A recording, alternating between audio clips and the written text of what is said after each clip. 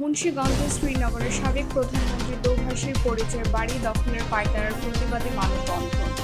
মুন্সিগঞ্জের শ্রীনগরের কুকুটিয়া ইউনিয়নের বিবন্ধী সদ্য পলায়নকৃত সাবেক প্রধানমন্ত্রী দোভাষীর পরিচয় আওয়ামী লীগ নেতা হারুনুর রশিদ মোল্লা ও এবি সিদ্দিক রানা মোল্লা স্থানীয় মোহাম্মদ রমজান আলী মোল্লার 52% ক্রয়কৃত বসতবাড়ি দখলের পায়তারা করে। পরে বৈষম্য বিরোধী ছাত্র আন্দোলনকারী শিক্ষার্থী ও এলাকাবাসীর সহযোগিতার কারণে পিছু হাঁটে কথিত আওয়ামী লীগ নেতা ভূমি দস্যুতা ও দখলবাজির প্রতিবাদে এর বিচারের দাবিতে শনিবার বেলা 11টায় শ্রীনগরের কুকুটিয়া ইউনিয়নের বিবন্ধী বাজার এলাকার শত শত নারী পুরুষ মানববন্ধন ও বিক্ষোভ মিছিল করে।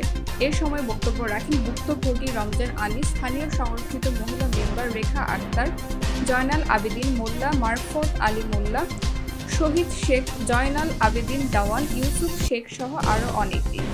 তথ্য ও চিত্রে মুন্সিগঞ্জ থেকে লিটন মাহমুদ।